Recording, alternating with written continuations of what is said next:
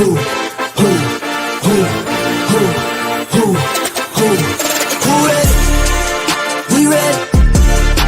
ready? We ready? Who ready? We ready? Who ready? We ready? Motivation to youth only. Mentally feel like Kobe. I'm like Jokic with the rock. You physically couldn't hold me. I don't care if you pushing 40. You can never little bro me. Euro step like Ginobili. From young OG to the OG. From nosebleeds to floor seats. Circle stronger than Cuban links. My gold dance, your gold plated. You verse me, now that's a reach. We ready? Who ready?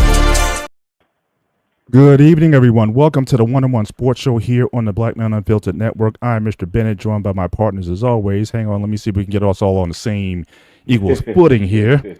I'm Mr. Bennett with my partners from Texas, all the way from Texas, Brother Dante, Brother Shawnee in the house. Good to have you guys with us on this Wednesday in the world of sports. We're less than 10 days away from the NFL draft, so I'm still getting my hopes up in Pittsburgh, what we're going to do with that. But certainly looking forward to a lot of ways this thing can go. But certainly as you guys come in tonight, make sure you hit the like button as you come in. Certainly helps the algorithm. And certainly consider dropping a Cash App to the Black Mountain Filters Network. Or as you see scrolling at the bottom of the screen, our Cash Apps. So certainly we'd appreciate any love that you want to give us in that regard as well. But good to be with you guys. And hopefully we get to chop it up in the world of sports. And if there's time permitting towards the end of the show, we may actually open up the line and have some folks, y'all want to chop it up with us and talk about some things. We can certainly do that as well. But just want to take the temp of the room. So I already see Dante is already ready for the playoffs. He's got his Lakers jersey on, although there's another team in L.A. that might be scaring some people. I'm just saying. But in any event, how you doing tonight, sir? What's going on? Man, I'm doing good, man. Feeling good. Good to see you fellas. Great, man, it's a great time of year. I know we don't have active NFL, but the draft is its own thing, and it's like the culmination. I can't stop watching draft videos. I just can't stop watching. Exactly. Yeah. Shawnee, how you doing, sir? Everything good over here, man. Just ready to kick things off. Awesome. All right, and the coach is in the building. What's going on, Coach? Of course, Coach, you muted. Can you hear us? Coach lost in space. My man got the mute monster on. Let's see if we can get it together. But yep. Take your time. We'll just kind of get started with the show. But yeah, I want to certainly get this thing started off. Probably there we go. That's a little better.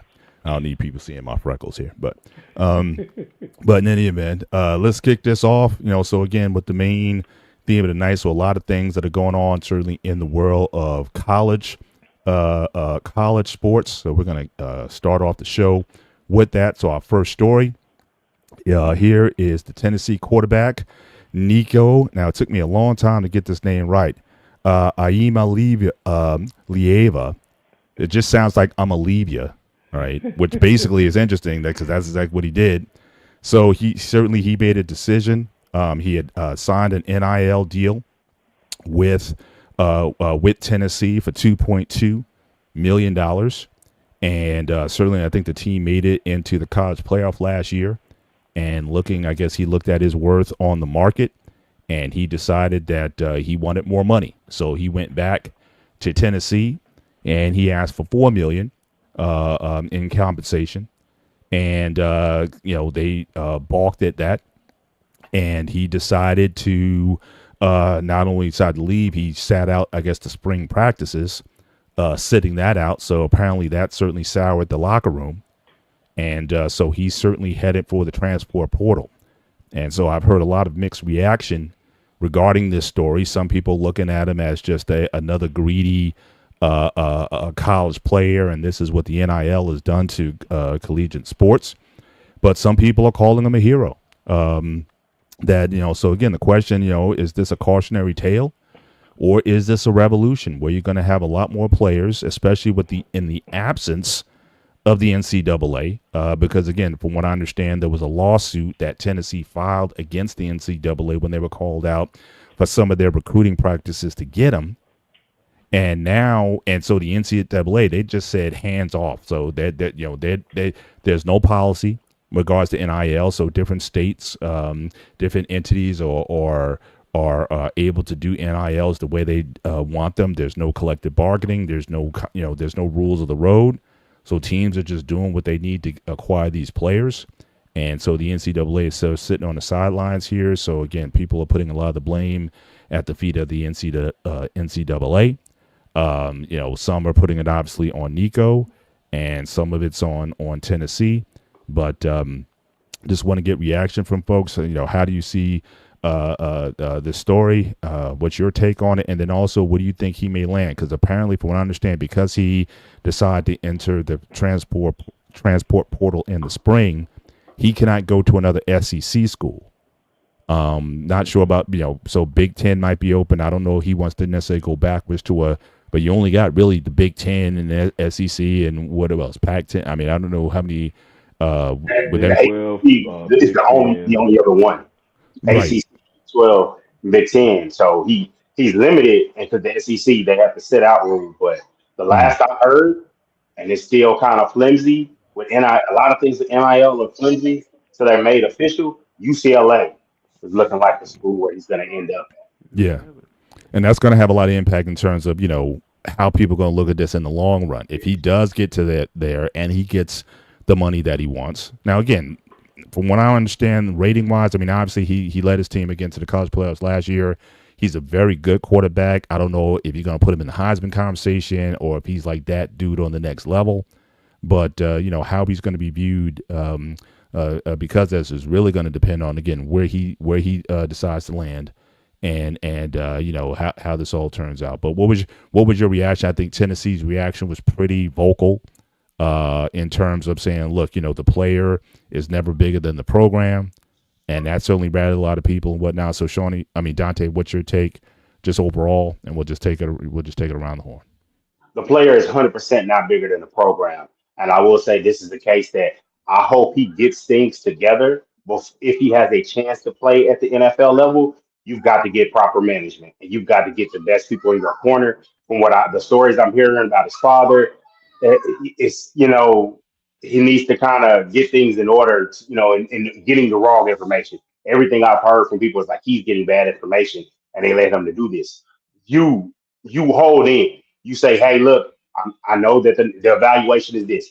Every school does this. I follow Texas heavily, and I hear every year after the season, what you hear is, yes, you have to keep your guys. So sometimes if you go to NIL, like Texas got a big 5-star guy, and then it's like, okay, if we get him at this price, guess who's going to come knocking on the door? Hey, I was already here on the team that helped you get to the semifinal. I need this because everybody knows about it. It's a transparent thing. So in the NCAA, until we get the contracts actually signed, actually with the revenue sharing, and it's like, hey, basically these guys are employees. You got $1 multi-billion-dollar TV contract. Until it's done in that way, you're going to get holdouts. Because in the NFL, you can hold out, but it's like, hey, I got this paperwork here that says you're under contract for this amount of money. Here, it's the scholarship is year by year, the NIL contracts year by year. They got to get things iron and concrete so this won't happen. But I don't agree with Nico doing this and his leadership. I just think that he's going to land, hopefully lands at UCLA. He does well. But his biggest issue was you're asking for this money because the team made the playoff. The team was led by the running back, Dylan Sampson. They was led by him in the defense. He put up his passing touchdown numbers up against lesser SEC teams and FBS teams. So you got to look at the numbers with a squinted eye. And it's like you got to be for your britches. They got to humble you. I hope this changes him and gets him in the right direction going forward. Mm-hmm. Brother Shawnee, what's your take? So I was just looking up some of the timeline of this whole thing. So basically, this is just a case of I really don't know how people are blaming Tennessee. They really didn't do anything wrong.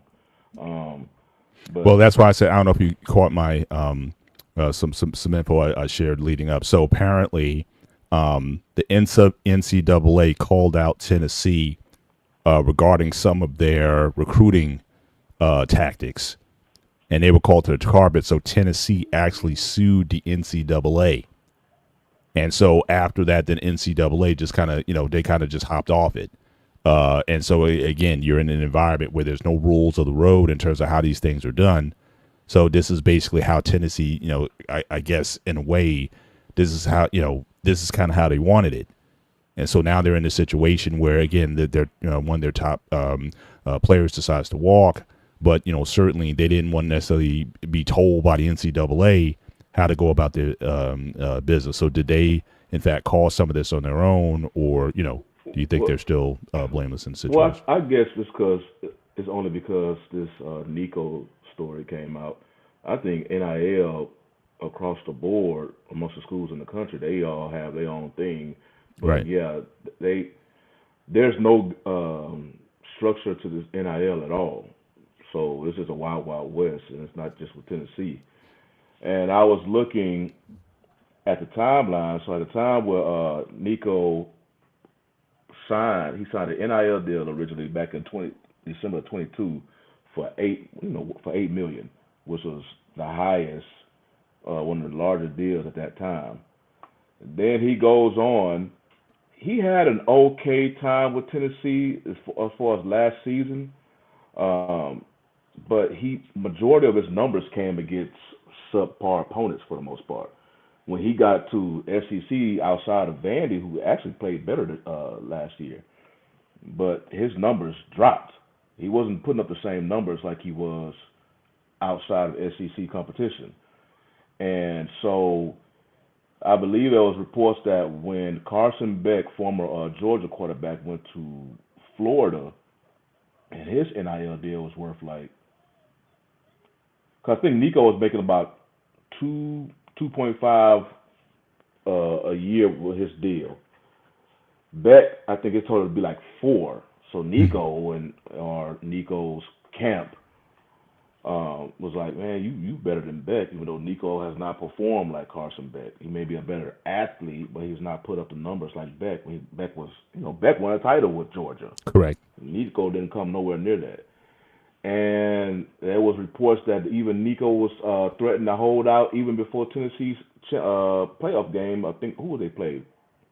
I forgot who they played in the playoffs, but he threatened to do that, before that. And then I played Ohio State. Yeah, and that was supposed to be a big game, and it turned out Ohio State just ran through them. And before Tennessee basically just wiped their hands of him, he pulled a no-show during that spring game where they didn't hear anything at all from him, like all day. And basically, coach, when they asked him, he was like, "Okay, we're moving on." So that's basically when they decided to move on. This is just basically a pretty much a classic story of greed. And now it looks like Nico is potentially signing with UCLA. So Nico was looking for $4 million when he was threatening to hold out. At the time, he was getting between like 2.5. Obviously, Tennessee, let him go. So even at 2.5, he was getting that NIL deal with Tennessee. It's reports that he's going to get less than that at UCLA. So now he was looking to get more. Now you're going to get less than what you was getting, just because of greed. And I don't, it's hard to 100% put that on Nico because his dad was in the play. It came from his pops, his agent, whoever the grown up supposed to be. But yeah, I heard people saying like for a player to get as much money as they can during this NIL deal, which is true, but you did sign your contract per se for your previous deal. You was already getting paid millions, but you just wanted more.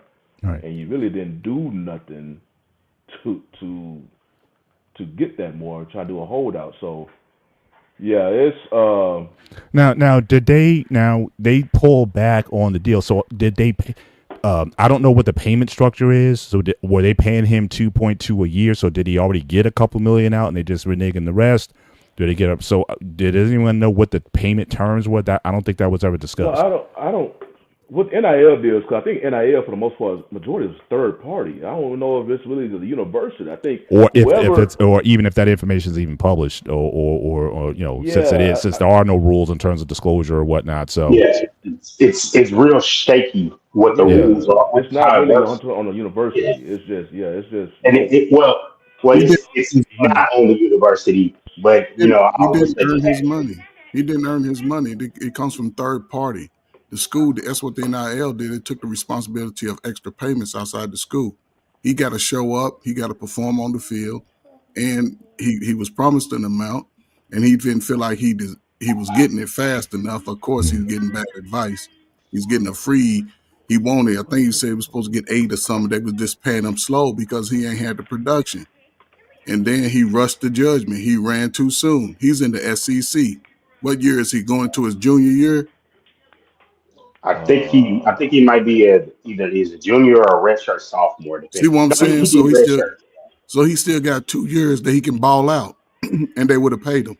That's the Black way man NIL comparing is. So, NFL to NCAA. But the thing is, you talking about guaranteed money and actual contracts. I but that's think so. that's It's like guaranteed it's money totally through third party though. It ain't the yeah. school, And and this is the guaranteed school directly from the school. the The big school did the problem is right thing. they need to pay the players directly from the money that they have that they make from their athletic budget. That's what I've always felt that way. I felt like NIL is a dog and pony show where it's kind of like, hey, look, you can make some money. Yeah, but every player is not worth an No, evaluation. but Yeah, but because I From don't name, think But image, Tennessee likeness. had an NIL is name, issue. image, and likeness, so they can get straight direct payments. Like you see the young ladies and young men on on these commercials. That's coming to their pocket. Yeah, That's the NIL. The school. That's why the school cutting because they gonna have a. Well, I He's don't not. think Tennessee had an issue with his original deal. That's why he signed it. He That's what was I'm getting saying. it, He's good. He wanted and he more. wanted more. Right. He ain't gonna And get more. then He ain't produce. yeah, It's but football. he was not only that he was wanting more, he was trying to hold out. Right. Like because right now they got these two transfer windows. He Now they ain't in the gonna be at spring. UCLA the whole season. It's over. He messing up already. Yeah, he's gonna He and ain't produced. He's it's messing reported he's up. going whatever he's Yeah. going to agree to them. They not offering what he's He got less making money. now. How Yeah, you he's gonna getting get less less money. money? Makes no Right. sense. And I want to just entertain a question. So, Black man's answer asking, is he not worth the money? Just like anything else, it's based on the market. So if he thinks he can get that elsewhere, I mean, apparently, other teams, Big Ten, Ohio State, Michigan, are they going to touch him? Are they going to give him No, the money? he's already And- going somewhere else. They not Exactly. touching him. So right. So what I'm saying is, so ultimately, that it's not, because everyone asks, am I worth the money? It's basically who's willing to pay you. And so if no other school is going to step up and fill that, then yeah, I mean he's in a bad situation. It's not up to him in that regard. And again, and until the NCAA decides to get back in the game, because I think with all them lawsuits that came out, they were like, look, we out of this. But again, it's a Pandora's box, and just like going all the way back 50 years ago with free agency, you got to set some terms here. You got to have some limits. You need some collective bargaining. You need some entities set up that maybe so that everything's out in the open on the table, and that there's rules that everybody abides by. Now, again, even in the professional sports, again, we all know owners and organizations, you sign a contract and they can still trade you or dump you or whatever. So we all know that stuff goes on. So I'm not here to going to be beating up on athletes when owners have been doing this kind of thing for decades. So again, so we know about that. But I think there still needs to be some rules that everyone abides by. And if it's going to be the Wild West, then you're going to see a lot more shady things that are going on, and expect a lot of these players to kind of go where the value is. But again, do they know? Is it guaranteed that they're going to make out better? Did he didn't even have a deal on the table that okay, this school's going to pay you more before you left. But still, that's what I don't think the NCAA got to do, because I believe in brothers getting their money. However, the NCAA, only thing they need to do is limit your transfers. They need to limit it, because you got to remember, it's thousands of young men coming in NCAA every year, and those guys are pretty good. But guys are you've seen it with Houston; those guys they starting to stay longer. Players are staying longer. You can get NIL money for 4 years, and you get a free college degree. You get $10 million with a college degree. You gold out there. Then if you make it to the league, great. You know it's gonna double. If you don't make it to the league, you can live off of that for the rest of your life if you do it right. But the sports is great. The dude, he just got too cocky. Whoever he's listened to is bad, because he could have played the next year, balled out. They would have paid him up front like here. Then he could have balled again this junior year and been out for first round number 1. But he done transferred. If he transferred and get less money, and the SEC, excuse me, the SEC is the top football conference in America. You Well, not playing not anymore. SEC. I'd say Big Ten's Well, sort of taking over. Big Ten got 1 year. You know they got, but we'll see next year. Well, they If they got win two it next They year, got two. SEC. They just gone back to they back get championships. They So won back to back. But I will okay. say, so we're saying that SEC is up there, maybe 1A, 1B of the conferences, right?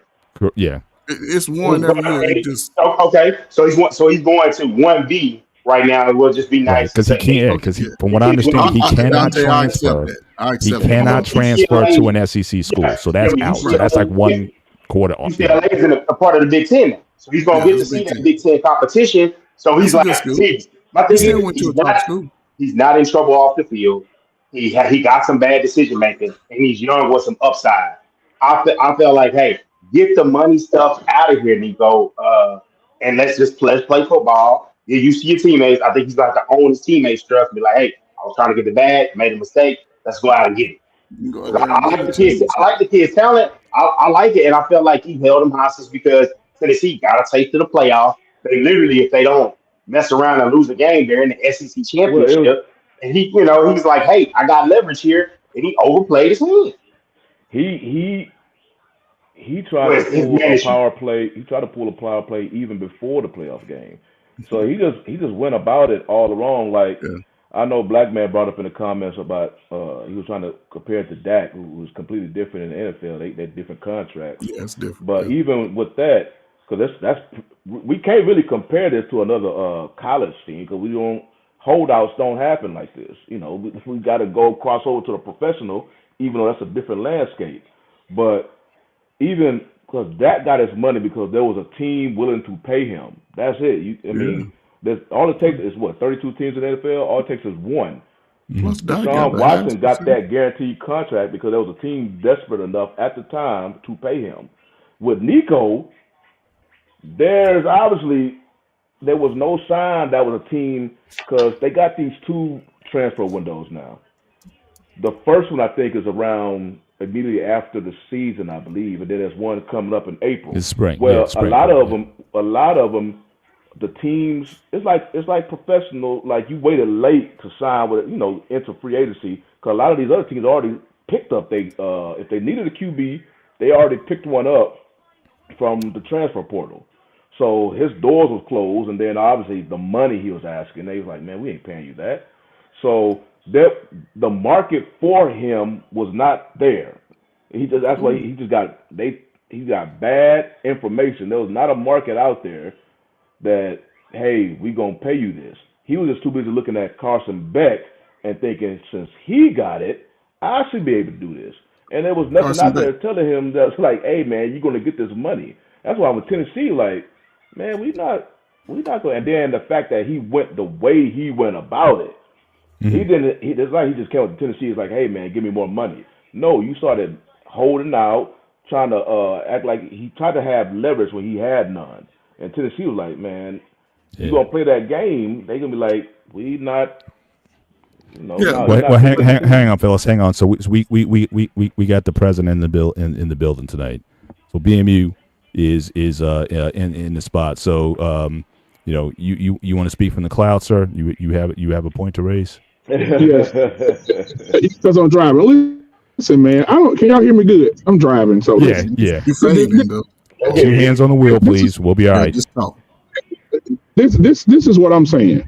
These colleges have been raping these boys for 70 years. They've been making millions and billions out these boys for years, decades. Let these boys get their money. Let them negotiate their money. If you want $4 million, hell, matter of fact, give them the $4 million you should have gave the other players that you should have paid 10 years ago.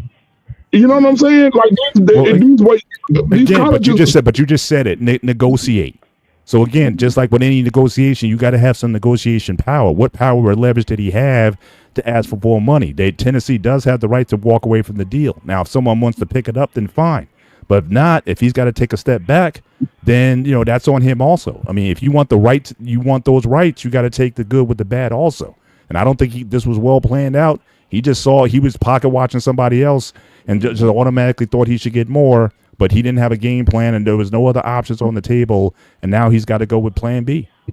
And you can see now that the market, you can see the report that I don't know the numbers yet, but it's saying the deal he's getting with UCLA it's not even going to be what he's getting. So I was telling you, it's not just Tennessee. There was not a market out there. So whoever was coaching Nico, do this power play.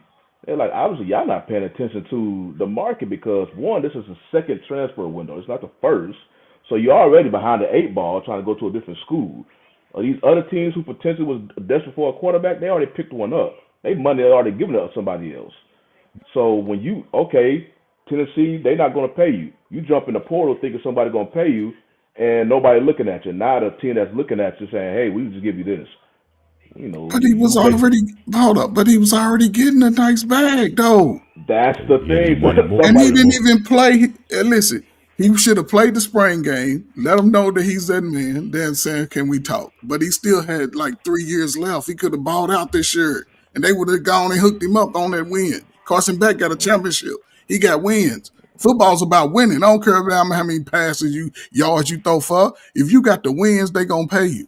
He ain't got the wins. He ain't got the Coach Ferg, you been in the game a long time, Coach Ferg. Exactly. You gotta have the wins. You know football. The wins ain't there. I disagree.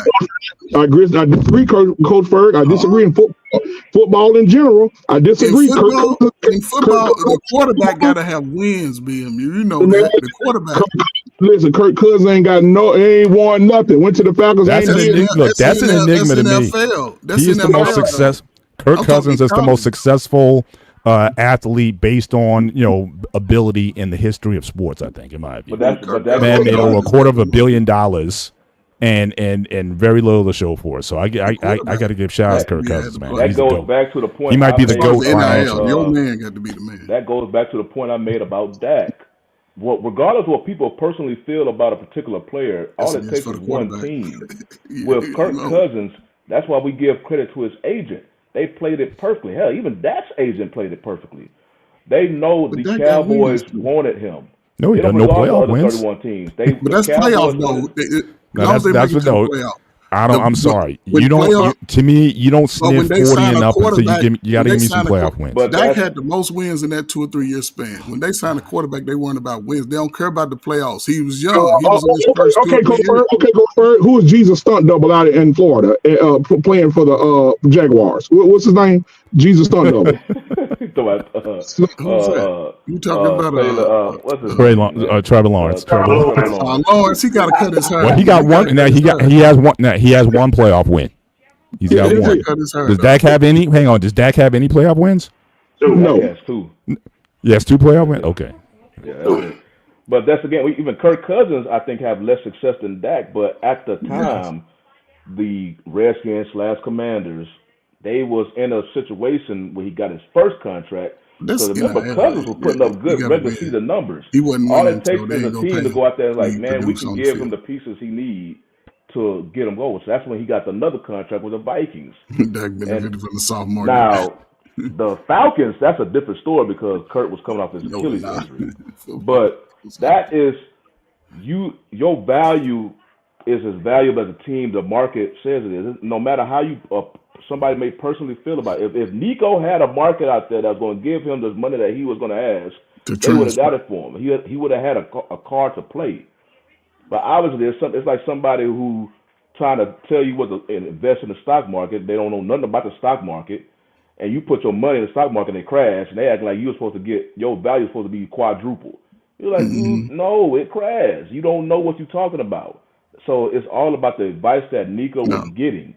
If there was a market for Nico, and he got this $5 or $4 million what he was getting requested for a year, great. He made the right move. But it's obvious he made the bad move because the team he tried to bully into that, they say no, and then the other team he's signing gonna give him less than what he was getting. So like, y'all now guys, let me ask you: do you think if there's going to be a ripple effect from this regarding schools and boosters regarding players? That do you think that other schools are going to also buck players who overvalue themselves, and that it's not just going to be just it's almost like a power play to sort of take back control of the situation?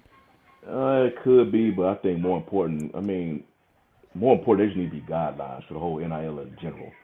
schools, I think it's just it varies on the situation because although we saying Nico didn't have the leverage with Tennessee, a player like and he not I'm just putting his name well I Damn, don't this even might be know. the most egregious of all time. I remember you remember this, Dante? Your He boy trying to make Schroeder, it up he though. had that money on the It table. just blew it. Yeah, It ended up coming yeah.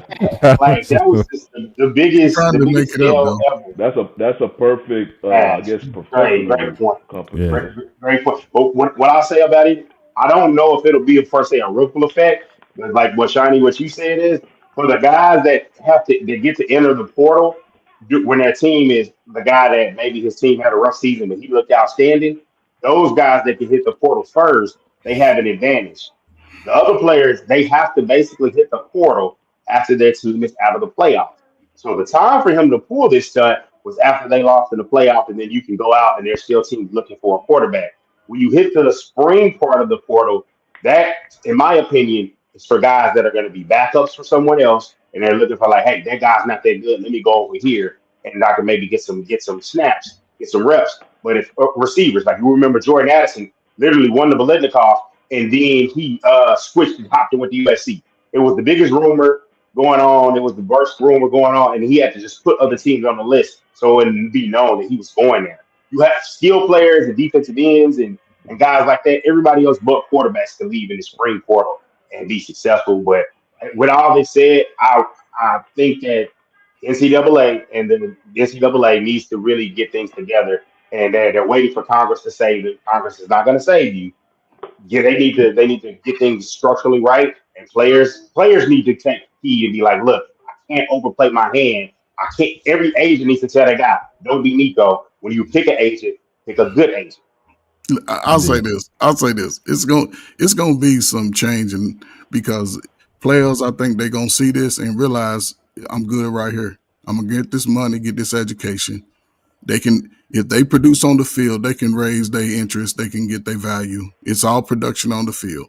If you're a quarterback, you stay injured, you ain't gonna, you got to produce on the field. Even if you sign a contract, they can drag it out till you get ready to graduate or your eligibility's up. As long as you get your money. And make sure you read your contract before you transfer.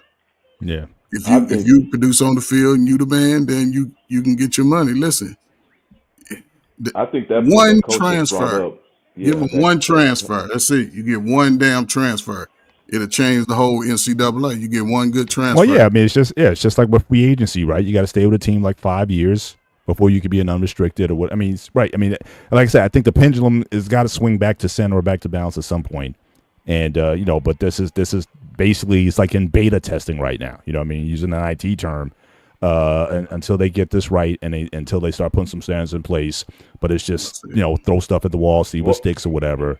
They're going to definitely find out what doesn't work, and hopefully they can find some sort of plan or whatnot to make this thing happen. one last thing I got. I just think obviously there's a whole a sports population out there that will root for the player 100% of the time, and I think majority between the four of us, majority of the time that's true with us. But there has to be order. You can't just walk in somewhere and demand money and expect them to give you money. You really don't have the resume, the production, all this stuff, and more important, somebody paying attention to the current market to determine what you're going to get. Now, what Coach brought up with the contracts, I think we're going to see more of that where, like, if you want to start acting like because it's almost like a lower level professional now with the NIL. We want to give you some contracts, and you're going to have to honor these contracts. And if you're going to leave early, then that money going to be cut off in some way or whatnot. So it's going to be if if I don't know when the NCAA going to add their guidelines, but I think the contracts at least are going to come into existence first, and to a point where okay, here's your contract, and you stay with us, you get it. You not, and you want this transfer money, this contract is voided. Cause like I say, it's most of this is third party. So NFL, it's contract between that player and the team. Well, this whole NIL thing, it's like I say, it's just no structure. We keep saying it's a wild, wild west. it's hard for us to really say to kind of categorize what this thing is because it's no rules. So you get this third party. You don't know. I remember we talked about that whole new thing with Kendrick Perkins, that new company he had, and how they can. Some people listen Oh to him. yeah, You yeah. know, so it's stuff like that doesn't Another exist. SBC So team. you know, it That needs story went structure. silent though. That was a thing for about a minute, and then we didn't hear from it again. That's ESPN got Yeah, ESPN ESPN. might have smoked that one. yeah, yeah. And he's still there. It's not like they got rid of him or anything like that. So he's still Nah, doing he his thing. skipped a beat. But yeah, Gotcha. Mr. Bennett, not only cannot transfer to an SEC school in the second window, Tennessee cannot pick up a quarterback from SEC. Right. So they kind of he kind of screwed them as well. Yeah. Yeah. So I mean, both parties have an interest in trying to get something, together for sure to make this work. All right, moving on to my next college story. So in Colorado Buffaloes, coached by Primetime Sanders, you're going to have a retirement ceremony for Travis Hunter and Shedeur Sanders. And just to give some perspective, the retired numbers for Colorado in the last 135 years, most of these guys you haven't heard of. The only guy remotely, number 19, running back Rashawn Salam, won the Heisman, I believe, in 1993, 92, 93, something like that. But again, what about that national championship team in 1990? No Eric Bieniemy. He hasn't had his number retired. Now, again, I can give Travis Hunter a nod simply because he is a Heisman Trophy winner. But Shedeur getting that as well. Now, again, just a comparison at quarterback. All right, so again, look at some of these guys. Interesting, both Deion Figures and Cordell Stewart both played for the Steelers. But you see some of the accolades of Deion Figures at corner. Again, consensus All-American. Long college career. Again, Cordell Stewart. Again, major star. And his number's not retired there. But Shedeur, he has a 13-11 record as the quarterback at Colorado. And so I'm asking the question is is this hubris once again? Now, Prime, he's going to say they ain't got nothing to do with it. They're saying, well, these guys basically helped to restore the Colorado program. We all know what the state of the program was in 2 years ago. And obviously they brought a lot of bling and a lot of excitement to it. But, I mean, to do this retirement, even though these guys, they haven't even had careers. I mean, a lot of times you get your number retired after your NFL career. Or, whatever, aspirations, things you do later on, if one of these guys goes on to win a Super Bowl, something like that, or whatever, and they, usually you may see it then, but why so soon when these guys are just about to go into the draft and you're going to have this retirement ceremony? I think one guy, honestly, I don't think deserves to have his number retired, to be quite frankly. And again, will that hurt? I mean, the talk I've heard all last couple of weeks with this draft, I mean, Shedeur, he can go number 3, or he could drop down to the Steelers. He actually went to the Steelers for a visit, one of the 30-30 visits. So he could possibly fall to a point where the Steelers might want to move up and get him. So he's all over the place. And we already saw the rumors with the the guy talking about his attitude and all this kind of stuff, and I just don't know if this is a good look. So what do you guys think about the retirement ceremony that's taking place this week? Is it deserved? And what kind of look does it give? Certainly to Shedeur, because like I said, I think Travis. I think you can certainly make a case for him. He's definitely going top 3. I don't think no one's moving off of that. But Shedeur's future is kind of in flux at this point, and we don't know where he's going to land up.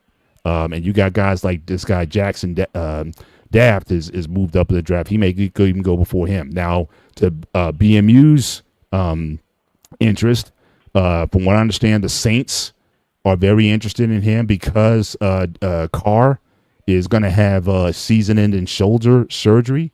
He was supposed to be the starter going in. So, you may have a situation where you may have to move up at position number 9 and get Shador to be your QB. He said, he expressed interest in going there, and obviously the colors are right. So you may want to go there. But what say you guys about this retirement ceremony for guys given so few have been retired in the past, and is this a bit premature? So just your overall thoughts. Go ahead, Dante. You want to start, and then we'll go back around. Okay, so what I'll say is I'm with you 100%. You can't really knock the standards of a two-way player like Travis Hunter getting it. I would say it's early to do it. I've heard whispers that maybe it was done to get attendance at the game a little bit more because it wasn't as high as other years. But when you look at it, it's not like Shador's chop level.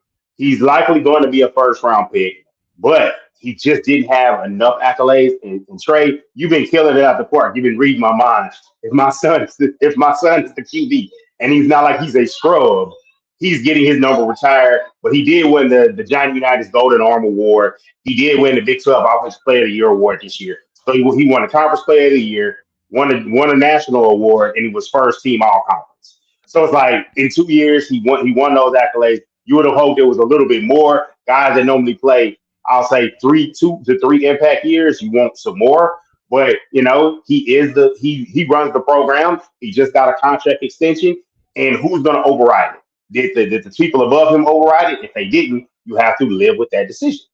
So it's like it's not the worst thing in the world, but yeah, they're gonna bring up the nepotism and hey, he did this that. Guess what? Hey, I'm the big money man. I revived this program. Deal with it. So it's classic Coach Prime. He's going The to do prime effect. It's the prime effect. he's going to do exactly what he wants to do, and he's getting a lot of attention, talking buzz, and they kind of eat it. And I'll probably check it out on Saturday too. Yeah.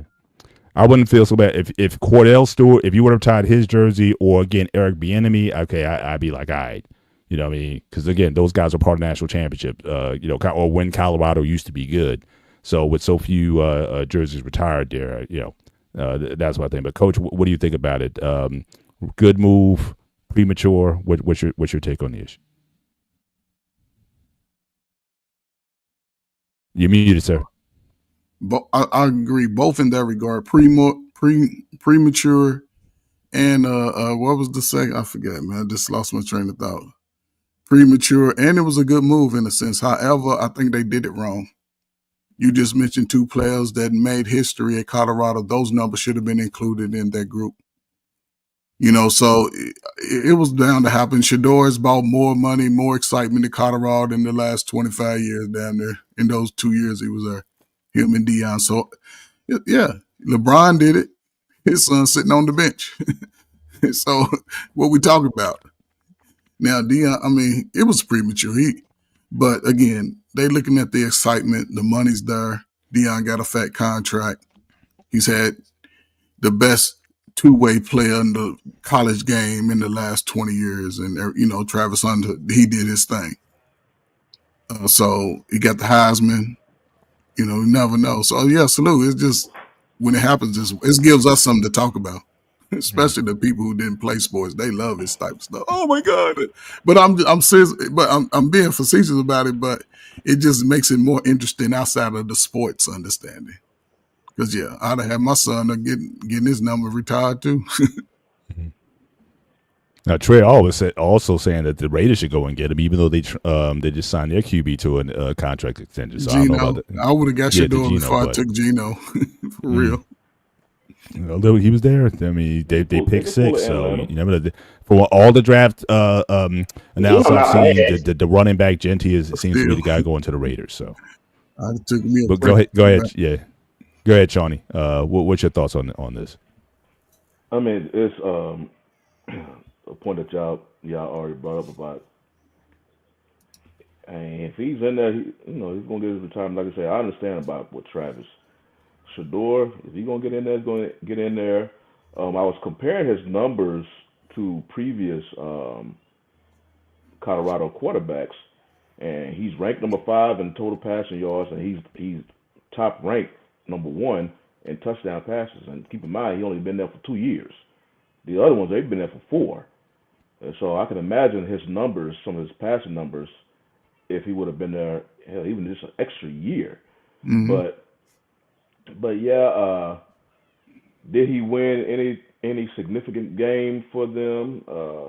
No. As far as playoff run and whatnot, the only bowl game they got into, they got ramrodded by BYU. Dion wasn't ready for that. Yeah, BYU's are like, man, we don't care who you are, man. Y'all, He started crying. He started crying ready. before the game on camera. He wasn't ready for it. BYU's like, I don't care what is. I almost kind of remind me of that Oregon game their first year when Oregon was like, they just looked at them like, we don't care what noise y'all making. They destroyed them. But I guess his dad is the head coach, and the coach brought up. Again, he said he had nothing to do with it. So this was an AD decision, pretty much. Probably was because they Colorado loved it. Basically, Colorado, the administration, they love the Sanders. When the university, they're all about money for the most part. Yeah, they will take the success that a football program will bring, but they know that football program's success will bring them more money. But in this case, you can't really speak on. I mean, they had success compared to where they came from, but they didn't have success compared to their peers, other programs, playoff run and whatnot. But the money that they brought to that Boulder area, because Sanders and crew came, they loved them. That's why they gave Prime this huge contract after. Because remember, they brought him. They signed Prime to a contract for money they didn't even have yet. Yep. That's how confident they was with him. Then it proved right. All of a sudden just the market around the school, around that town, it's a college town. And all of a sudden, when this family and coach and his son came, next thing you know, they just blew up. So that administration, hey, you want your number retired? Who cares? We don't care what people say. We're gonna retire your number. They probably gonna have all type of parting gifts for them. They probably will recognize them for the next 10 years. I mean, yearly. They probably have every homecoming. They're gonna have a special Shador and Travis. They done gave him a bus outside in front of the football field. Oh, nice old statue of Travis going 2 ways. I can see that. I can see them getting Travis a statue, and I can see them giving Coach Prime a statue. Well, I say this: if folks are complaining about Shador having his jersey retired, it'll be something. And I don't know if Colorado can go this far, but if they give Shador a statue, hell. Yeah, I couldn't even. I wouldn't even be able to defend that. I'd be like, okay, yeah, you using a statue. That's the immortals, man. Normally we would say that for jersey retirements, but okay, you're getting that. But the statue, that's for the immortals, and they put him up there. I'm like, yeah, I agree. Yeah, well, I agree with Trey here. Yeah, Prime win a national championship first before we put a statue. Oh, yeah, for him, yeah. That administration, though, I'm telling you, the value he brought to that area still brings. I wouldn't be surprised they do give Prime a statue because he done. You talking about they done? It's insane. Yeah. Now let me ask you just a couple before we get into our next topic. Just a couple things on these two players. One, as far as Travis, now he expressed a desire that he wants to basically play the whole game. So where do you think he's going to land? Is he going to land as a receiver, as a cornerback, and occasionally play offensive plays? Where do you think he's going to land, despite his desire to play essentially the whole game on both sides of the ball? It ain't gonna happen. I think he's gonna. I think the more realistic thing is the way offense is structured. If you're going to be a full-time receiver, I need you in the meeting room 100% of the time. And it makes more sense for you to play defense full-time, and then I put you in spot packages in offense, a la what Deion Sanders did at times in his career. What do you think is more difficult, though? I mean, for the position, I think you got to be in the defensive room Because because of the 100%. communication, everything involved, I think you need to be in the defensive rooms more than the wide. Because he came in prime. I mean, he came in. Now he only has like 40 receptions in his career, so it wasn't like he was even a part. I wouldn't even call him a part-time wide receiver. But on the defensive side, communication is so integral to everything that I would think if he wants to play defense, he's got to be in that defensive room 9% of the time, and maybe in the offensive room 10% of the time. I agree with you, but my thing is, he can say all the stuff he wants to about, oh, if they just made me play one side of the ball, I quit. And like Dre is saying, hey man, you start getting cooked on one side. If you start getting cooked as a corner, they're gonna be like, and we know you got and it's just not working out. They will put you at receiver in a heartbeat, and it'll start off with, hey, we're gonna play such and such ahead of you. We'll just put you on some offensive packages, and then when you break a 75 yard slant, it's like, hey, we're going to keep you on the side that you're doing. If you're playing lockdown on defense, but on offense, it's not so much. They might transition you to special teams and maybe some packages. Yeah, because But even if it's they not try to gonna bring put you in, you even if they bring you in on a dime package, you know what I mean? That's tough just to come in just all cold. You haven't been getting those reps, and you even they drop you in a dime package, 6 defensive backs or whatever, and you got to defend that. I just think it's harder if you're not going to commit to defensive back full time. I think it's harder to do. So I would say, definitely stay at wide receiver more so than DB. Or if you're going to stay there, then yeah. But to that point though, if okay, I'm gonna compare him to Deion Sanders, right? Deion Sanders played a whole nother sport outside the team. He was getting flied and flued around the country, and his defensive game was shut down corner.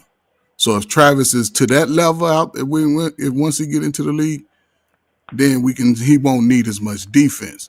But here's the thing. He wants to play offense and defense. Two of the hardest positions to play on the football field are receiver and defensive back. For a receiver, NFL licks are not like college licks. It ain't like that. You got to go across that middle. So you're going to have to get a little stronger. He's still a little too thin. And I you think got taken out last year in that game because as far as defensive back, I think he has a good knack for the ball. He can play defensive back, but he gonna have to get stronger at that because the NFL, he can get into. I believe he can play 20 snaps of one side, but the NFL go determine which position he play. Those players go determine which position he play. Ain't nobody go give up 2 positions to one man on the field. So it's going to be hard. You'll see in the first couple of preseason when they put him back there, punt return, kickoff return, and he gets smacked by one of them 230, 4-4 defensive backs that he don't see, that he saw in college. He'll be like, I'm going to play defensive back. But if he's a shutdown corner, then he going to have to prove it. Then he can play both ways. If not, gotcha.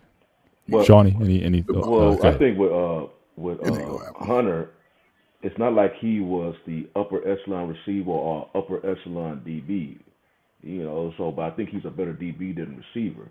And when it all comes down to it, it's just the amount of snaps. Even if he goes to the NFL and operates, because he's wanting to play 2 of the top paid positions on the field. So you trying to be a full-time receiver and a full-time DB. You remember what Debo Samuel was trying to do when he was trying to do a receiver and running back, and he was trying to demand the money for that? Well, you're going to try to demand the money for full-time or these 2 highly paid positions. The main thing about NFL teams is if they invest a lot of money on you, they want to protect you and keep you on the field as long as it's possible. Yeah. The biggest thing is you're going to be exposing yourself. It's too much snaps. You can do that in college because every team you play is not your equal. In the NFL, every team is your equal. Your equal. And you're just going to be having too much snaps on your body. So when you're trying to play all these snaps in the NFL, Father Time is going to come quicker. Yeah, you've seen that. There's some people who can do it. They say every player has a certain number of hits before you know it's time to give it up. You have a mileage on that. That's a rough league to play in. And to take for granted that you can sit there and play full time, basically never come off the field. And then an NFL team, if there's a team that's going to say, okay, you can play both sides, And then if you happen to have success in both, you already know what you're going to be negotiating that and bringing that to the negotiation table. Pay me like a all-pro DB. Pay me like an all-pro receiver. And that's going to be crazy money. And if a team is crazy enough to give him that type of contract, we damn sure know that your snap's going to go down. Now we investing too much money into you to go ahead and pay these 140 snaps a game. No, we literally, because the money we paying you now, you only paying 60 snaps now. We trying to protect you as much as possible. So it's like that mindset was cool in college. But the NFL, you know, if there's a team that will pay you that much money, you would definitely, if there's a chance that he's going to get the most snaps on both sides of the ball, it's going to be on this rookie deal. And it depends on how he performs on one. And if he has any type of success, okay, a team be like, okay, here's this super amount of money on your contract. You better not have no injuries. Yeah. No injuries. Exactly. Plus, we also got to keep in mind, too, this is a fairly weak, this is one of the weaker wide receiver drafts. I've seen in a while. He's basically ranked as like the number one wide receiver coming out. That's nothing. That means nothing. So I put like this just a minute. So that means nothing. That means nothing. Jamar Chase got what, $35 million? His new deal. Yeah. Hunter is nowhere near Jamar Chase, so I'd say Hunter, you get a contract as a receiver for $28 million. Okay, that's as a receiver. Okay, as a DB, you playing good DB. Okay, that's a contract of $20 million. So together, you gonna get paid $48 million a year. You up there with QB numbers now. So you get paid $48 million a year because we paying you top money for two positions. If the team, if they do that, they are not going to let you continue playing like that. Yeah, they're gonna dictate the terms. But I saw you score 30. You said he's not 5'9". He's 6'1". The height's not the problem. It's the weight. He's listed as 185. My thing is he looks fine. He's gonna have to bulk up a little bit. They're gonna bulk him up a little bit over the summer. But I will say that just to me, it's not so much about does he need to play this side or that side. He needs to pick a side so that he can have a long career. I'd rather have him be great for 12 years instead of 4 or 5. 4 or 5, and then you add up to your body. No matter what you try to say, you play. You still playing all these. And then you're going plus and then he's burning a lot of calories because you're playing so much. My thing is you're playing that against the Big 12 competition, Pac-12 competition. Now you're playing against the AFC North. Who, if they take that high, or the AFC. It don't matter what team he go to. The NFL is the NFL. It don't matter. He's listening. Listen, he's listening to he's getting more bad advice. You don't talk about you're going to retire and not play, son. You get out there and you play the game. What you talking about? The players go determine what position you play, buddy. You can talk all this, yes, yeah. You got to get out there, and there ain't no too many guys going to let you take 2 positions. And he's trying, no, it don't work like that, Travis. Just sit down, think about it, run back some kicks, be a Devin Hester, kicks, punts, do what Deion Sanders did. Don't be talking stupid. Don't do it. You too light. You're 180 pounds. Shit, I was at my senior year running back, so calm down. Get your money because he's going to be plus you're shorter, right? You're like 5'9", right? I'm 5'9" and 3/4 to the T with no shoes on. That's where I stand at. Run over you. I'll run over you if you get in my way. Yeah, you're a little more low. Yeah, you're a little more dense. Head and shoulder. You're a little more. But Travis, he's in a good position. He just need to stop talking stupid. Just get in NFL I would go full in on the DB because I think it's too much of a learning curve. It's too coordinated. And again, if you try to, like I said, you try to drop him to a dime, I think they'll target him specifically because of that. But it's the second question I had before we go on to the next one. Again, there's been so much fluidity with Shedeur. Like I said, now I know he did a private workout, I think, with the Giants this week. He's been to the Steelers or whatnot. Where do you think realistically he'll land? But it seems like, again, he could be as high as 3 to the Giants, or he can drop to the Steelers at 21, and some even opine that really he might be a high second rounder. So you don't know where he's going to land as a QB. So what do you think realistically And I know we're going to have a show talking about the draft leading up to it, but I just want to kind of get your early for what you've been seeing. What do you think he may land, especially in light of the retirement ceremony and everything else? Is that, again, or GM's going to roll their eyes at that, or is what's your take? Start with Shawnee, and we'll go around the horn. Well, I think NFL, they probably can care less about this retirement ceremony. They too busy looking at their draft board trying to see. I just think I really believe he's going to go to the Giants just because it's a position of need for him. And well, they just signed 2 veteran QBs, though. They got Russell Wilson and they got Jameis Winston. Yeah, and both of them don't have both of them. You might as well consider both of them bridge QBs.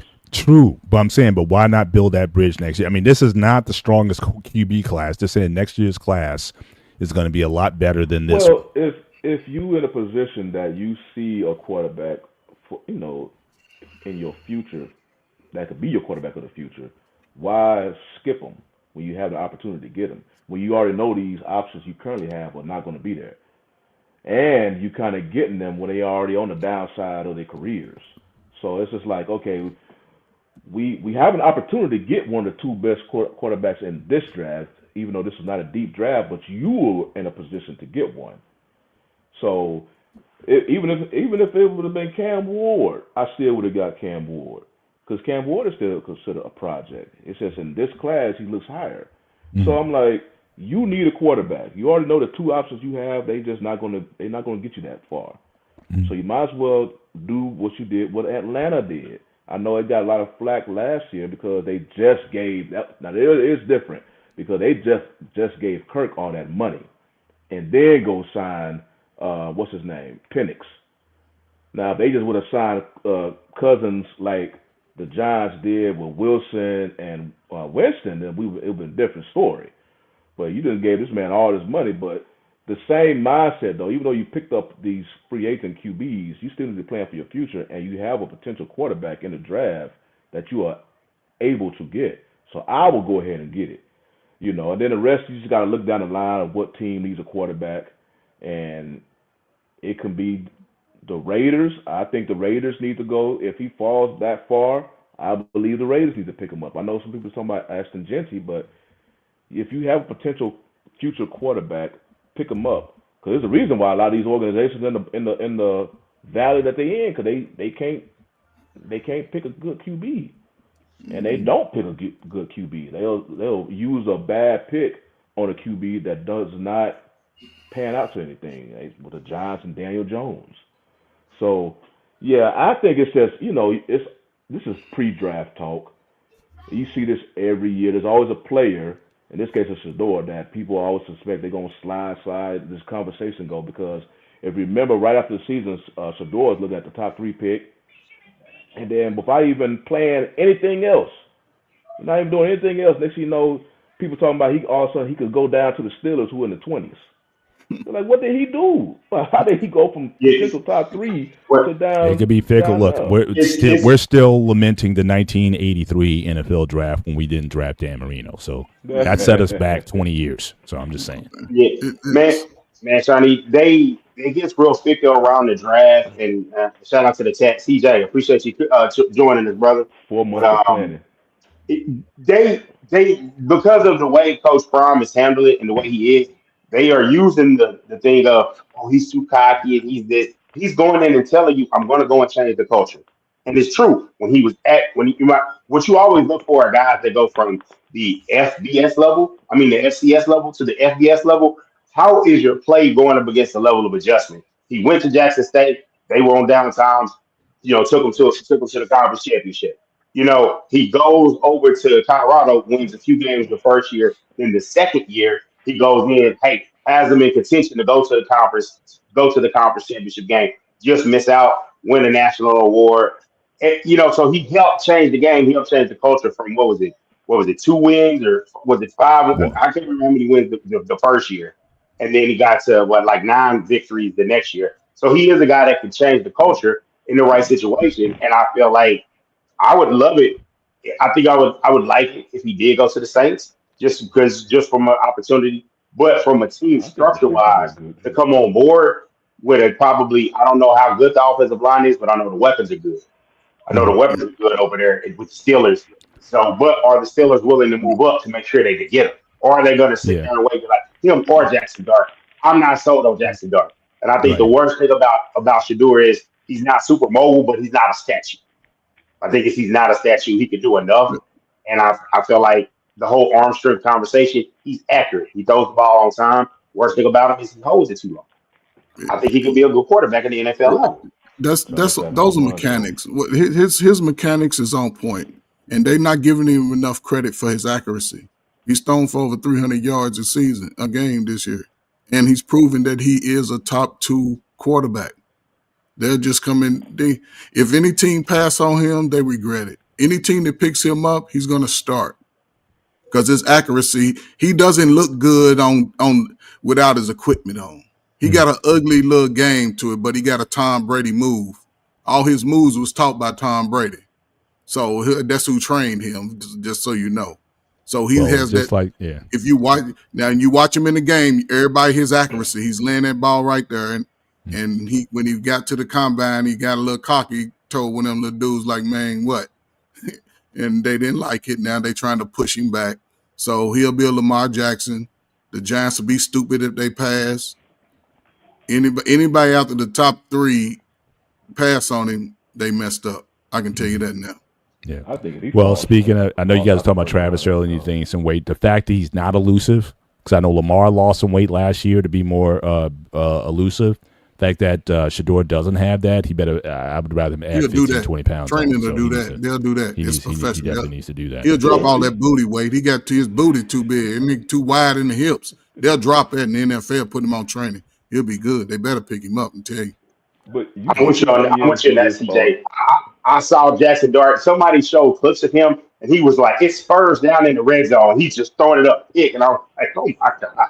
And just like you watch Well, the what's his name? yo. Well, keep in mind, keep in mind he was. Yeah. He was one of those workout boys at the combine, because going into the combine, he was projected like a 3rd rounder.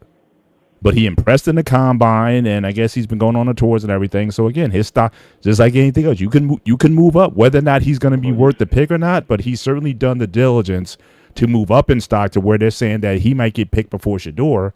And Shador, who was going into the into this draft season, was like, again, top 2, 3. It was either him or the other quarterback. And now, like I said, his future's now in flux. So again, you got to. It's all about timing a lot of times with this, and peaking at the right time. Yeah, I think that would be a great move. I think he would be loved in New Orleans. I know BMU would be, would be very happy. I think New Orleans would be popping if you bring that plus the prime effect, which will be close. It won't be overbearing, but it will be there. And given it's not too far from the ATL, so again, all that may be coming with it. So, Black man might have a solo show. He gets it with a jersey. I know. We won't get rid of him then. He'll be a permanent guest on the show every week. After the biggest thing I hope for Shador, though, I'm not really tripping about where he will be picked. I'm hoping for the right team to pick him. Yeah, the right. And that's team. the biggest thing you see all the time in these drafts. I think some people just get so caught up in what number you pick, what number. Yeah. I want the right team to pick him because no matter how good of a prospect, because all these incoming quarterbacks, they just basically prospect projects. But you put them on the wrong team, we'll be having a completely different conversation about Sanders 2 years from now, because he will not be producing any numbers. And then, the fact that they basically ruin him, he can go to another team, and whatever we thought when he was coming out of Colorado, that's gone. Right. So, because I don't really know, I think the Jets screwed up Zach Wilson. I really don't know how Zach Wilson could have been as an NFL quarterback, because they screwed him up.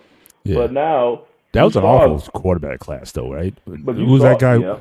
That was one of the worst quarterback classes in. That was what, 28? No, that was 12. What is that? I forget the year. 2020? It was like 2018. I thought it was like 2018, 2019, something like that. But I think his name was 2018. Yeah, you talking about the one with Zach Darnold. Zach Wilson or Darnold? Yeah. Well, both of them.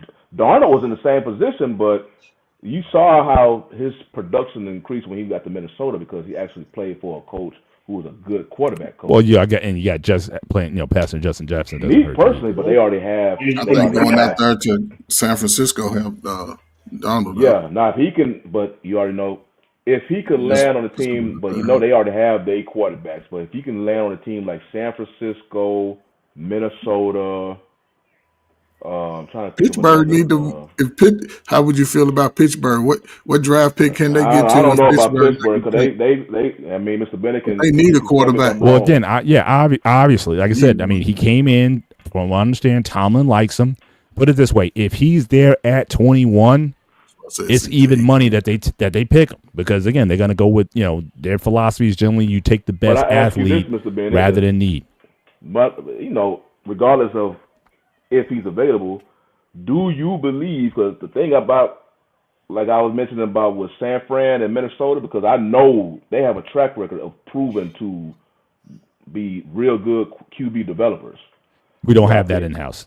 At least not exactly. So that would be would be an issue unless we get like a quarterback whisperer who's gonna we haven't had that in a while, probably 5-6 years since we had that guy. Yeah, so it's like if he go to Pittsburgh, that's probably no different than going to the Jets because you're like, but still you're gonna have Pickens and my man from Seattle, you're gonna have those. He's gonna have weapons like all the other QBs before him had, but they wasn't able to really do nothing. Different.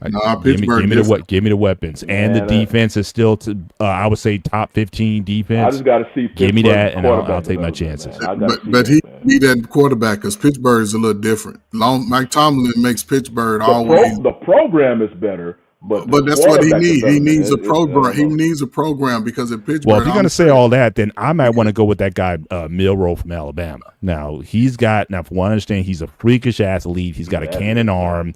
I mean, he could be like my man, like Jackson because again, they didn't want Jackson Lamar. They didn't even want him initially. They didn't want to draft him as want him playing quarterback. Right. But he's got the physical tools. If you can clean up some of the mistakes, he's got the arm strength.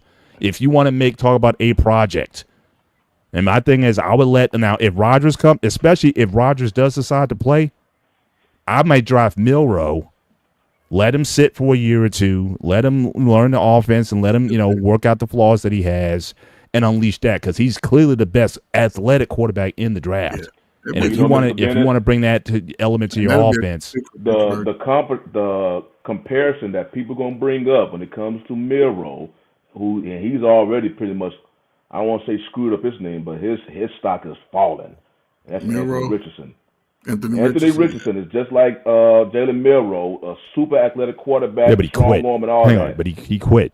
Yeah. Milroe, Richardson quit. That's the thing. Even before then, he was starting to struggle. His performance on the field.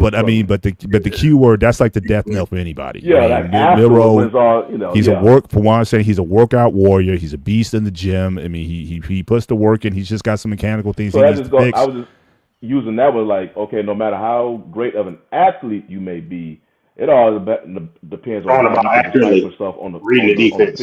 Well, put this. I would say right now, if you gave me a choice of Sanders with the first pick or Milroe with the third, like I said, Rodgers has a lot to do with that, but I may still lean towards the latter because I think you may try to put Shador into a position maybe a little bit too soon before he's ready to take that on. But that does me. But shout out to again CJ Wilkins. Thank you for the $2 super set.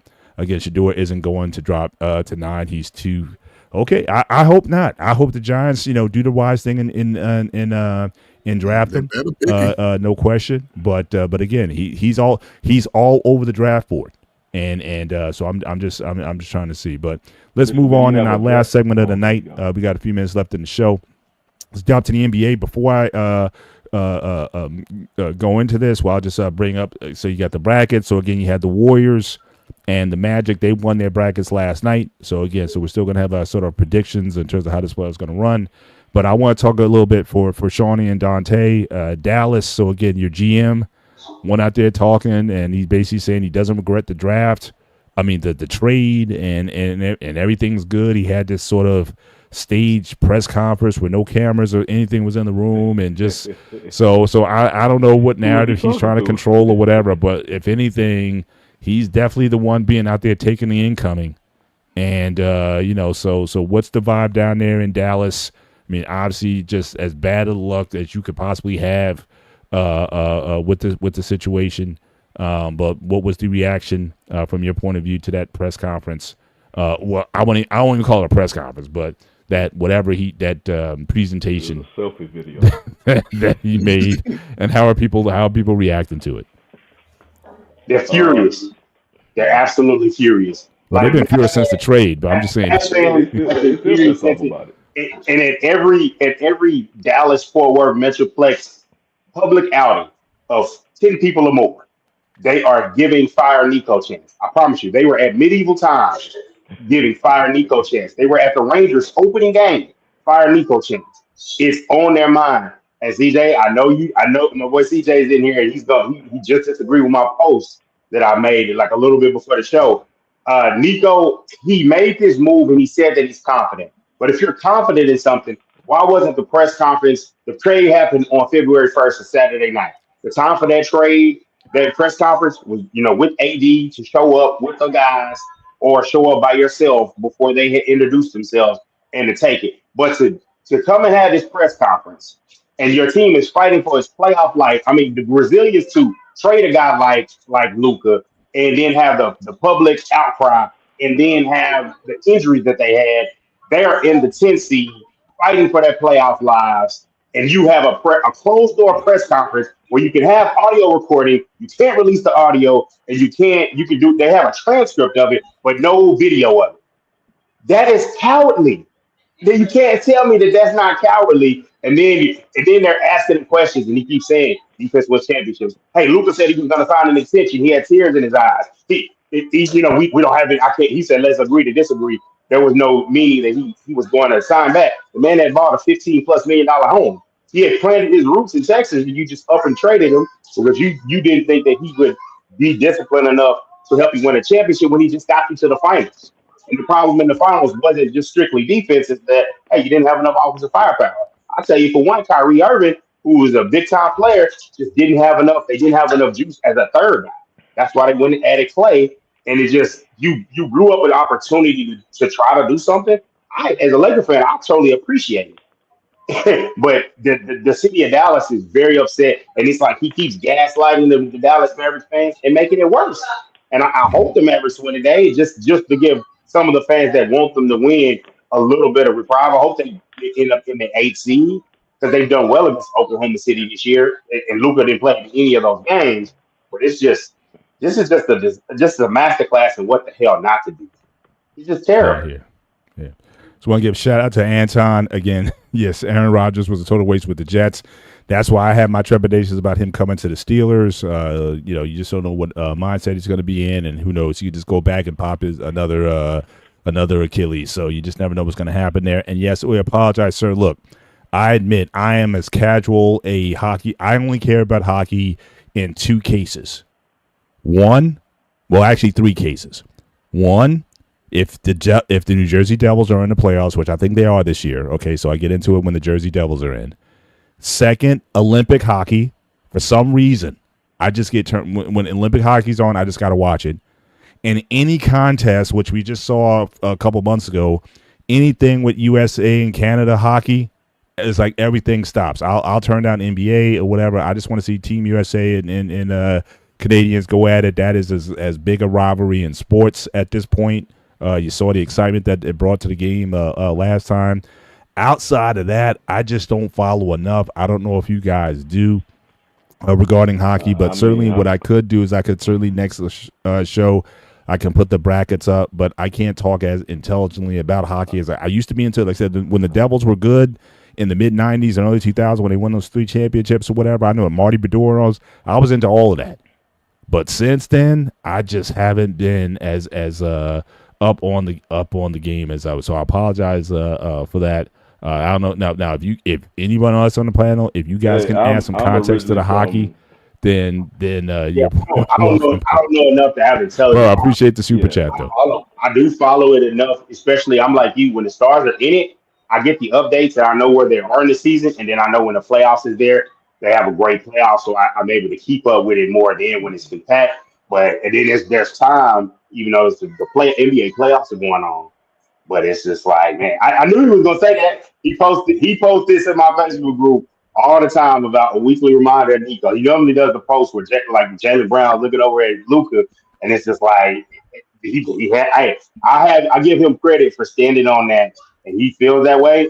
If the Lakers end up winning the championship before the Mavericks do with Luka, I think that's gonna tell the test of Well, the Luka. biggest thing, been hearing about the whole Luka thing. Yes, the people down here are still pissed off about the trade, but they traded Luka. Their biggest thing is the return they got back from him. Remember, when the Knicks traded for Mikal Bridges from the Nets, they gave up 5 first-round picks to get Bridges. And Bridges is nowhere on the level as Luka. And the Mavs did not get a first-round pick at all for Luka. So it's just like they got one. They got one. They got they should have they got one and they got they should have got more, and they saying it's a travesty that they did not demand Austin Reeves a part of the deal. They basically look like added like AD and Luka are just they cancel each other out. And if you go back AD's career, because I think he's like already 6 years older than Luka, but minus the AD also got the injury history. But if you take away the history of the injuries, yes, they could have been equal because AD could affect it on both sides of the court. But he's 6 years older, so that's already a knock against AD. And you got the injuries, so that's already another knock against AD. So they do not cancel each other. Luka was a franchise player who just took you to the finals, and you got this bag of chips package for him. So that's what a lot of them are pissed off at. It's like, if you're gonna trade him, but you better get a return from him, and you didn't. So, when they just keep looking at it, they bring it up. You think they moved past it, but when Luka came in, they played the Mavs, and then Luka bust them for over 40 points. They renewed the wound. So now they the radio's down here talking about it again. He took a shot at Dirk when he said that he's here to make this team win a championship. He doesn't care if Dirk doesn't agree with it. Anybody, I'm here to make this team better. You disrespected him the last time when the owner said, the greats of the game. He named a lot of great players, but you didn't name Dirk. Like, why are you disrespecting the legends of the current team? Like that's like you don't disrespect the legends, the guy with the statue out front. Like Cuban keeps having to clean up the mess. Like these guys need to go through PR training like the rookie class. Hold on, you talking about Luka?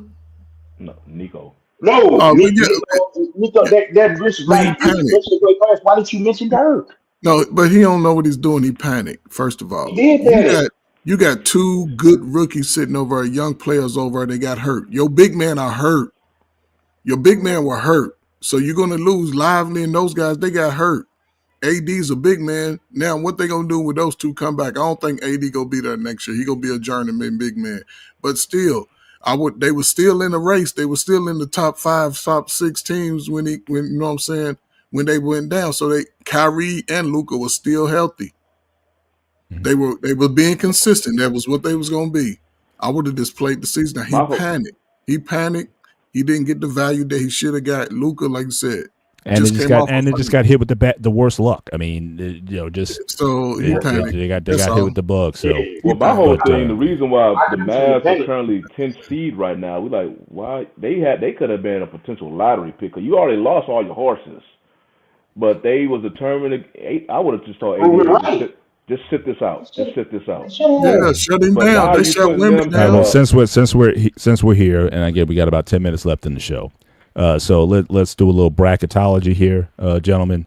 So we already know that the Celtics and the Lakers are going to be in the NBA Finals again, with the Celtics winning championship number 19. So that's a given already.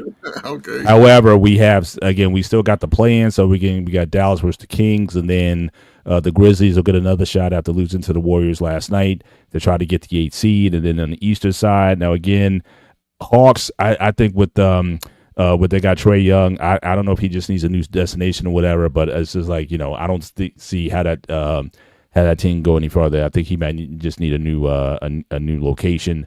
Got bounced from the game last night, but nevertheless, Magic are in there, but Hawks still have a chance to get in, playing the winner of the Bulls and the Heat.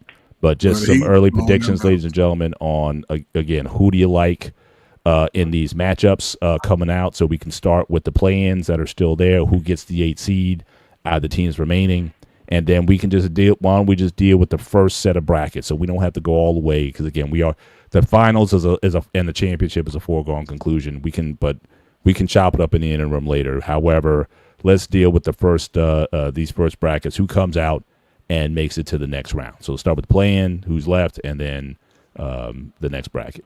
So, Dante, you want to start with that? Yeah, I'll start with that one. As much as I would like, I'll start with the play-in. I think the Mavs. I think the Mavs get the win tonight. I think AD he knows how to play in the play-in. I think he has a pretty good game. I think they win this one. But them going up against the Grizzlies. I think the Grizzlies gonna put it off and get to the 8 seed. I don't know if the Mavericks will have enough. Especially, but this is if Ja is healthy enough. If Ja is healthy enough, I know he got banged up. If he's healthy enough, I think that they'll win. If not, I think I got the Mavs on the play-in side. I know that the Heat are smacking the Bulls right now. I want Trey Young to win. I know he's gonna be at home, but I'm gonna go ahead and go on this one. I'm gonna say Trey Young is gonna pull it off at home, and then they'll make it in the 8 seed. And I think 1-8. Obviously, Cleveland's gonna probably beat them in 5. I think the Warriors are gonna upset the Rockets. I think the Rockets are You young. think that's an upset? Well, I mean, obviously it's because it's a 2-7, but I'm just saying since the Jimmy Butler trade, I mean, I knew they kind of limped in a little bit, but they're still to me the hot team, one of the hotter teams in the West. But you still, I got them. I got them 4-2. I mean, just seed wise, it's 4-2. So I think that the league wants it. They want that second round matchup. LeBron and Steph, obviously going with the Lakers here over the. People are saying 5. I think the T Wolves. I think that's a 6-game series. They got some ability. They got the size, but I think the Lakers and T Wolves. Clippers are the hot team. The Nuggets are the Nuggets with Jokic. But I'm gonna do something nice. I'm gonna say the Clippers. I'm gonna say the Clippers are upset. I say that they're healthy-ish right enough right now. I think they do enough to beat out the Nuggets, who are cratering at the end of the season. And of course, I got OKC knocking off and getting to the second round and beating the 8 seed. So my picks: yeah. OKC, Clippers, Lakers, Warriors. On the East side, Cavs. I got Cavs, Bucks. I want to pick the Pistons with my heart because they're young. Shout out to Kay Cunningham being from Arlington. But I got the Knicks at 6, and then I got Celtics might sweep. I hate to say it, but no, they'll lose one. It's 4-1. So I got Gentlemen Celtics, sweep. Knicks, Bucks, and Cavs. All right, we'll keep it there. All right, Coach, who you got? Start with the play-ins. Who comes out? Who gets the 8 seed, and then your first round here. Yeah, I was pretty much along with Dante, except a few changes. I think Sacramento with Levain and DeRozan, they better pull this out. Dallas is limping into the playoffs, so Sacramento better win this game. Sacramento and Memphis, I want to say Memphis just because of the experience, but y'all's head going to have to be in it the whole time. He's going to have to be in. Golden State and Houston, yeah, I see Golden State with Jimmy. And Steph, he got hot. And if he goes on a hot streak, then it can be lights out real quick. Lakers and Timberwolves, I see that going at least 6, 7, maybe the 7, because Timberwolves, they have something to prove this year. They have something to prove, you know what I'm saying? But the Lakers, who knows? If LeBron is LeBron, it's another history book.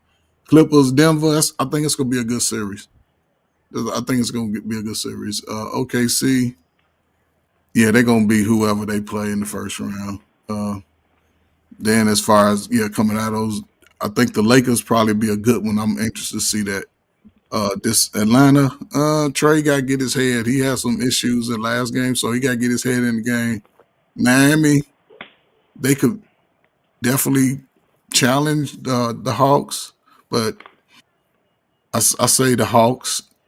Who is that? Who's that at the bottom? Can't even see that. Oh, this So we got. So who is that with? Is that the Magic? Orlando? Yeah, Magic. They won the play. They got the 7 seed last night. Oh, okay. Well, yeah. So Orlando. I think Orlando definitely will beat the Hawks, but I also think Orlando could give. No. So Boston. Orlando already beat dogs. So they played last night. So Orlando's Oh, got the okay, 7th okay. So seed. yeah, okay, yeah, So okay, yeah. That's right. they'll be playing the Celtics, the Yeah, but I 2-7. think that's going to be a tough series for Boston. I think it's going to go at least 6, maybe 7. Detroit, I see Detroit putting off an upset. New York and Tom Thibodeau, he burned his players out. I see him putting off an upset. Because a 7-game series is a nice. New York, they ain't gonna be ready every game. The Bucks, yeah, I see them go ahead and win in like 5. Cleveland, whoever they get, I think they're gonna sweep. I think it's gonna be Cleveland.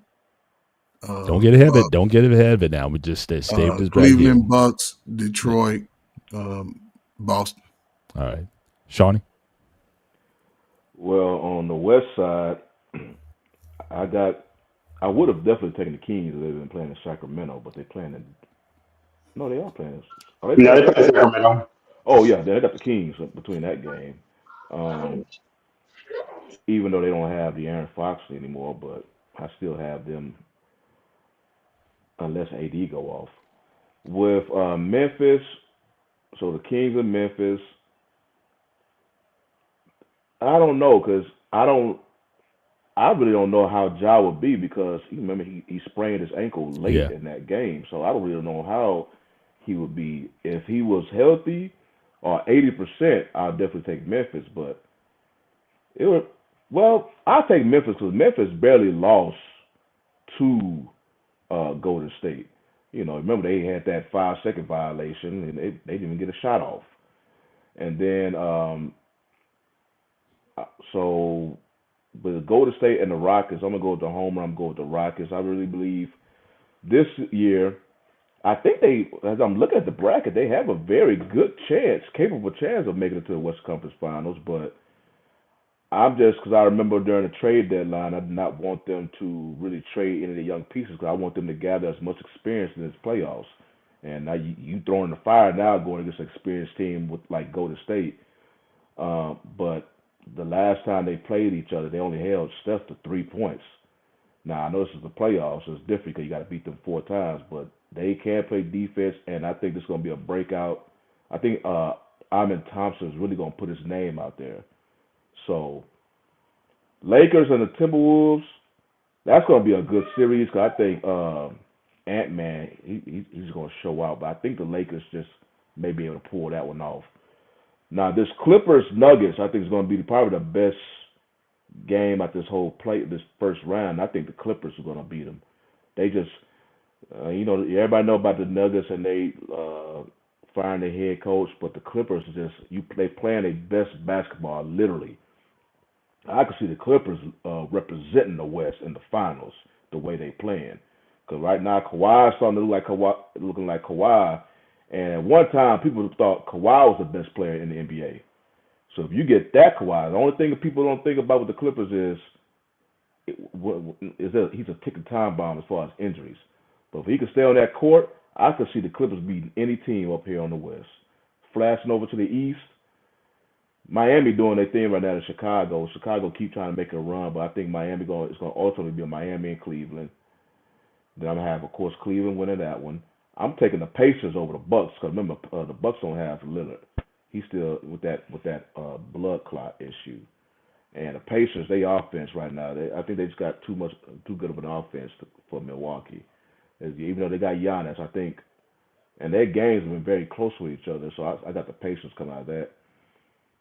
The Knicks and the Pistons, I would take the Knicks, but Brunson has not been playing the same Jalen Brunson ever since he came back from his ankle injury. I think if he all of a sudden get this his mojo back, I'll take the Knicks over that. And of course, I got the Celtics over the Magic. The Magic is a good story, but the Celtics, they basically just a team on a mission to get back to the Eastern Conference Finals to ultimately, I believe, play Cleveland. But I think since we're not getting that far yet, but I'm thinking Boston. So those are my, I guess, round one winners, excluding all the play-in stuff and whatnot. Gotcha. Yeah, I'm definitely going to take I'm definitely going to take the Kings. Start with the West, Kings over the Mavs, and then I'll take the Grizzlies over the Kings. And I think OKC basically smokes them pretty easily. I certainly have the Clippers. Again, they're 18-3 the last 21 games. They're a hot team right now. The only thing I don't trust with those guys, not to get too far ahead, is again Harden. Again, I don't trust him in the big spot. He tends to peter out in the playoffs. Certainly, I got Lakers and Dallas. And the Minnesota be entertaining. Ant-Man, he'll definitely try to ball all out, but it's like one superstar against at least two on the Lakers. I just don't think his supporting cast is going to be able. He can't carry a team over Lakers being that formidable. Certainly, I have the Warriors over the Rockets. And again, I'll be setting up that matchup that we talked about earlier, so I'm definitely looking forward to that. And certainly on the East side, certainly I have, obviously Celtics over the Magic. As far as the play-in game, I'll take the Heat. I'll also take them to beat the Hawks. Again, I didn't like the energy that they played with last night. And Trae Young, I don't know where he's at. It seemed like he's just frustrated with the whole situation. Wouldn't be surprised if he's trying to get up out of it. ATL. So I'll take the Bulls to. The Heat to get that 8 seed. Cleveland easily takes them.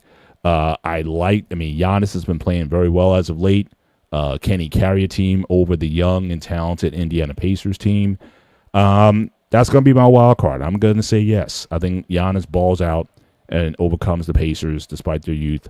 And as far as for the Knicks and Pistons, certainly, again, not liking how these guys have been playing as of late. I can certainly see Detroit, and I'll pick Detroit to upset the Knicks, and this will be Thibodeau's last season. So with that, we'll keep it there for now, and certainly as we go through this week and we see these other brackets, and we'll see how these guys make up at the end. But I want to go back before we out. Again, thank you, $10 super chat to Anton. Okay, this is the first time in history that none of the U.S. original 6 teams, Boston Bruins, the Blackhawks, Red Wings, and New York Rangers, made the playoffs. So again, this is something that, again, I never would have known. Now, Anton, if you guys are good with it, since he is such an avid fan, if we want to give him a 5 minutes, we can allocate towards the end of the show 5 minutes to Anton if he wants to come in and give us a NHL update on the playoff picture, what he's kind of seeing out there. Just kind of give him the floor for a few, just to give him a little, show him some love. But obviously with the super chat, I want to give him an opportunity to introduce the NHL to the state. Yeah, so me being down here in the South, especially in the Houston area, hockey was just not. Yeah. You can tell how big what hockey is, because I'm imagining the area in Northeast. Don't y'all have high schools with hockey squads and stuff like that? Well, certainly north of here, yeah. Not every, because it's like a premium sport, so it's like one of those kind of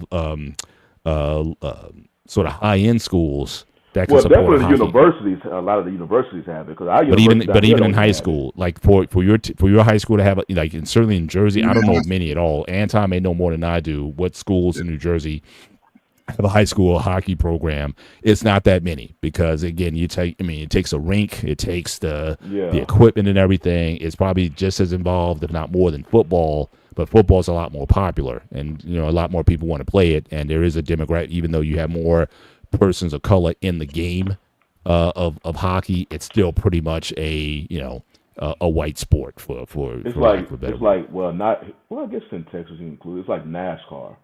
NASCAR in the South, especially Mississippi, Alabama, is huge.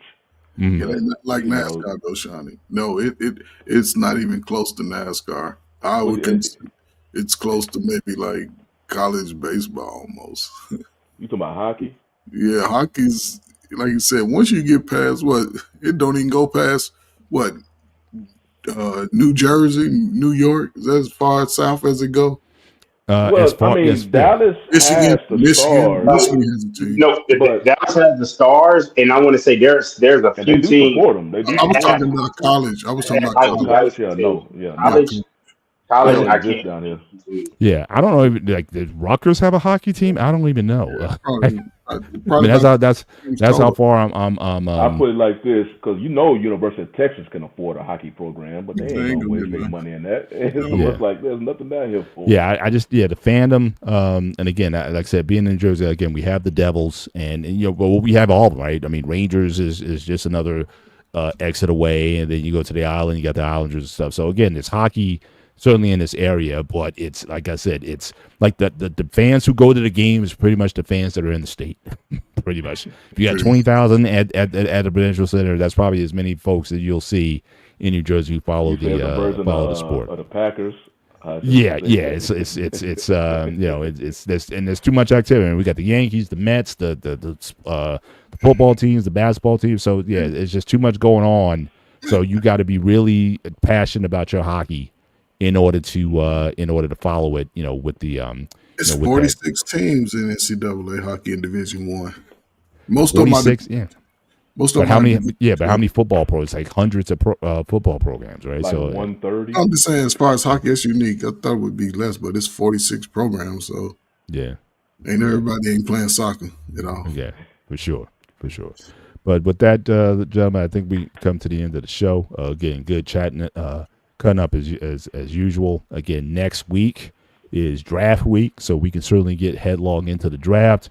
And again, brother Anton, I promise again, if you want to bring up any hockey news that would be of note, then certainly we can certainly give you a floor to discuss the hockey and whatnot. But we appreciate everybody who came in through tonight. CJ, thank you for coming in. Certainly at the end, he says yes, Rutgers does have a club team, but as far as I didn't think they had like a major team that competes on D1 level. But maybe they may talk about that in the future. But if you want to come chop it up on the hockey and since it's your passion, certainly we can make a spot for you for that. But for everyone who came in tonight, again, just make sure you hit the like button before you leave the show tonight. And again, we appreciate you guys hanging out with us again once again on the show. Any closing thoughts, gentlemen, before we bid good night? No, man, it's springtime, man. Listen, get outside, man. Get some fresh air in your lungs, It's man. 40 degrees here, man. When's spring going to show up? Hey, this is when the real men show up. I'm cold, man. I don't know. I'm still wearing gloves today, man. It's 40 degrees, man. I mean, come on. Well, Spring needs to get here so I can get outside a little bit more. But Dante, you good? Man, I'm good. I'm just waiting on the post. Last thing I say to comments, CJ, man, it's funny as you say about the heart and soul being Dylan Brooks and then trading him away and not replacing him. Luka Doncic was the heart and soul of the Mavericks. So it's like I'm gonna use that against you. I'm gonna use your same logic against you. But I love you, brother. I appreciate you checking us out, man. Yeah. CJ in the last comment. It's in the 80s down here in Texas. It's in the 80s down here, so we got. Yeah. Give me some. Just give me some of it. Give me a whip of that. I take 60 degrees right now. It's like 40 degrees. Hey, y'all be careful what you ask for on that one, man. What is it? It's April. Our springs really don't exist because summer is like it extends. Right. We get it briefly. Yeah. Right. It extends. So that 80 could easily feel like like 90 plus if that humidity start going up there. Yeah, I hear you. All right. Well, gentlemen, again, always a pleasure sharing the floor with you guys. You guys, for the rest of you guys, have a great week. Take care. God bless. And we will see you next time. Good night.